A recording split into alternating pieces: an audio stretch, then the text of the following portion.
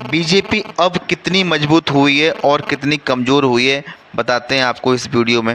दोस्तों, जब चुनाव हुए थे तब बीजेपी के पास केवल 240 सीट थी और टीडीपी की 16 सीट थी और जेडीयू की 12 सीट थी। यानी कि इन दोनों को ही किंग मेकर कहा जा रहा था।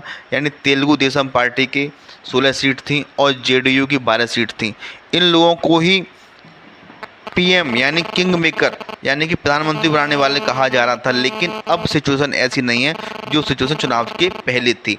यानी कि जब से ममता के 20 एमपी टूटकर बीजेपी में यानी एनसीपीआई में आए हैं और एनडीए में आए हैं, तब से इन दोनों पार्टियों के ऊपर से बीजेपी की निर्भरता कम हो गई है।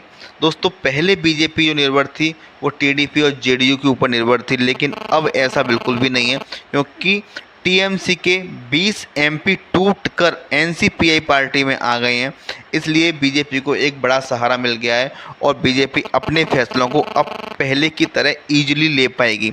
यानी कि अब बीजेपी के पास 313 एमपी हो गए हैं लोकसभा के अंदर, यानी 240 उनके पहले हैं और 16 टीडीपी के हैं, जेडीयू के 12 हैं, शिवसेना के 7 हैं और अन्य उनके पास 18 एमपीज़ का बहुमत उन्हें पहले से मिला हुआ था और अब 20 और मिल गए। सब मिला के उनके पास हो गए एमपी 313।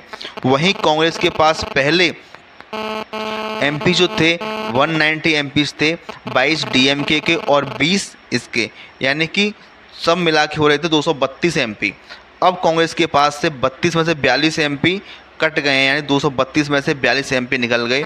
जो कि डीएमके है उसने अपने 22 एमपीज़ को इंडिया गठबंधन से अलग बैठने के लिए कहा है। यानी कि डीएमके के 22 एमपी अब इंडिया गठबंधन के अंदर नहीं बैठेंगे, वो अलग बैठेंगे और वह अब कांग्रेस का हिस्सा यानी इंडिया गठबंधन का हिस्सा बिल्कुल भी नहीं है। जो कि इंडिया गठबंधन की मीटिंग हुई थी उसमें भी डीएमके पार्टी नहीं आई है और ममता के 20 एमपी टूटकर टीएमसी को छोड़कर एनसीपीआई में आ गए हैं। यानी कि अब उनके 42 एमपी कम हो गए हैं। इसलिए अब इंडिया गठबंधन के पास केवल 190 एमपी बचे हैं प्रेजेंट स्थिति में।